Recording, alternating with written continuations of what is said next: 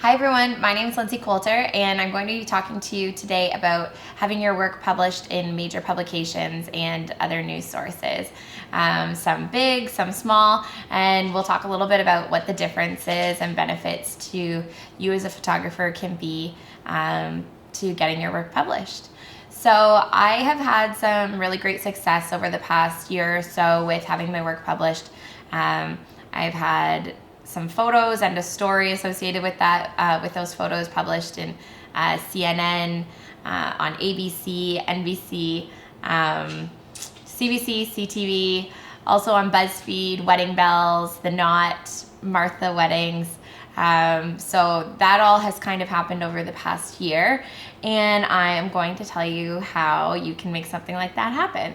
So the best way that you can start out by getting your work noticed is by something really simple called 2 bright lights. I use it all the time. A girlfriend of mine introduced me to it, and I feel like my entire world of submitting my work for editors of magazines and blogs to notice it has completely changed. So 2 bright lights is really simple. I'll show you here. So this is my album interface, I guess. So here are just some of the albums that I have submitted through 2 bright lights. So you can see I submit about 100 to 130 images per each wedding. A lot of them have great details. Obviously a really cute wedding. They don't have to be anything over the top or extravagant. Obviously you can see like this one here probably gives you a little bit of an idea of a little bit more of an extravagant one. But this one here was just 2 people and their witnesses, and they got married in their backyard.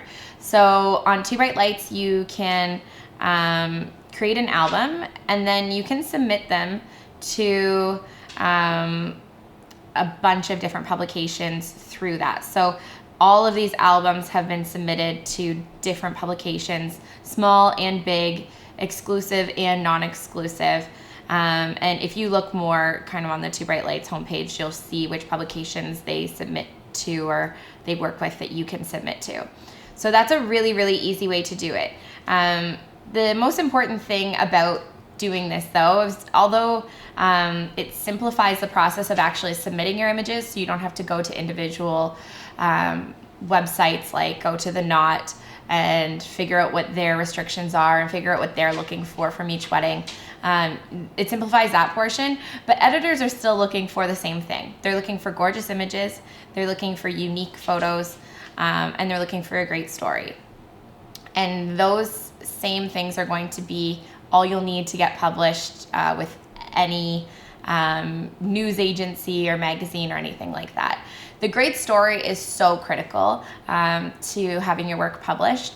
If you just have great photos and they're not unique and they don't have anything special or different about them, obviously I'm sure it was a gorgeous wedding and the couple probably had a great day, but when we're talking about something that sets itself apart, I think that you really have to be looking for a great story. So to give you an idea of what it takes to have a story not just be something that gets picked up by 1 or 2 magazines, but gets picked up internationally, as I experienced last year, you have to have a really incredible story. It has to be really great timing.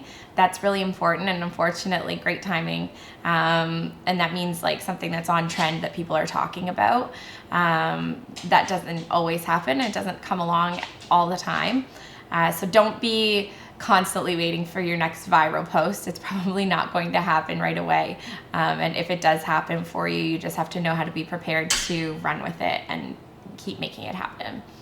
So the story that I had published in a bunch of different news publications and magazines and whatnot was a story about a bride whose wedding dress, she was putting it on about an hour before her ceremony started, and her bridesmaid went to go zip it up and the zipper broke right off. So it came completely off of the track on both sides.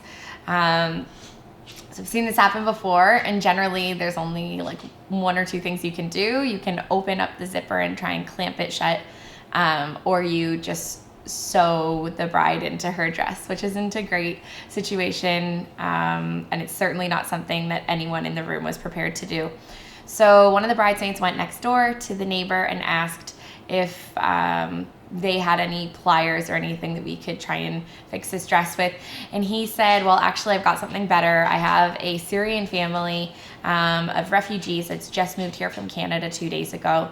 And the father was a master tailor in Aleppo. So obviously we were like, oh, we don't want to inconvenience him, but we would really love his help if he can come over and help us. So he came in, he didn't speak any English. He obviously understood what we were dealing with once he took a look at it. He sewed the dress onto the bride and on we went. And at the moment that this was all going down, I was obviously snapping because I wanted the bride to have authentic images of how her day unfolded. But later, once I took a step back, I realized what an important piece of news almost that this was, and what a story I had that people would actually want to hear. At the time, I thought it was a story that maybe people in my local area would want to hear, because it was just a cool local story of something that I think is unique to the timing. We had just had a massive influx of Syrian refugees coming into Canada, and there were people on both sides of that, and there still are, but people were really talking about this. And this was a positive, very feel-good story that I knew would probably have legs and would be able to run. So that night I came home from the wedding, edited a few of my favorite images from the wedding, and wrote a decent sized story. There's a few paragraphs of the story behind it, because the photos, although I think they're great, they don't really tell the story without at the very least a headline. So I posted that on my business Facebook page and scheduled it to come out the next morning so that people would see it when they woke up and went to work. And when I woke up the next day, it had already taken off. It had hundreds of likes, which was already kind of out of the norm. My Facebook page is probably pretty lame, like most of yours are, unless you're boosting posts. It doesn't get a ton of traction. And it had hundreds of likes already within an hour or so, people commenting like crazy, people tagging their friends in it. And that's when news agencies started to really pick it up. And once the local news station fed it to the national news station, and the national news stations all share everything with each other, and that's when the wedding magazines and wedding blogs all started to pick it up as well. So basically, that's how a viral post happens in a nutshell. And you have to know that that's not going to happen every single time. A lot of the time it is just me plugging away, posting all of my weddings on 2 bright lights, and just hoping for the best. A lot of it is a numbers game. You have to have a great story, you have to have great images, but it really is just the right story at the right time for that editor. The longer that you're involved in submitting your work to 2 bright lights, or if you are going the old school way and doing it specifically to each publication, you're going to get to know the publications really well, and you're going to get to know what it is that they like. So you'll notice that some of my weddings, they've been like these ones that were smaller, they were submitted to publications like Simply Elope. So those are smaller, but they still give you great trackbacks and clickbacks onto your site. They may not be the biggest. They may not get you hundreds of thousands of views on all of those posts. In some cases, they might not get you very many at all. But for how easy it is to upload, sort, and submit to a bunch of publications at one time, it's worth it. But yeah, getting to know the publications and getting to know what they're hoping for is really helpful. Also, which is really helpful, is that 2 Bright Lights will send out monthly requests from magazines and blogs of what they're looking for. And if you ever have something that fits in that category, it's almost guaranteed that you're going to have your work published, which is really awesome. So I know this has sounded like just one enormous ad for 2 Bright Lights. It's not. I'm not like working for them or anything. I'm just telling you what works for me, what's really, really simple. and what's a really easy way to get your work featured and published. So good luck with it. Remember that that's not the most important thing in the world, people seeing your images. It doesn't need to be on a big publication. It will give you credibility. It'll make you feel good. It'll make your couples feel good.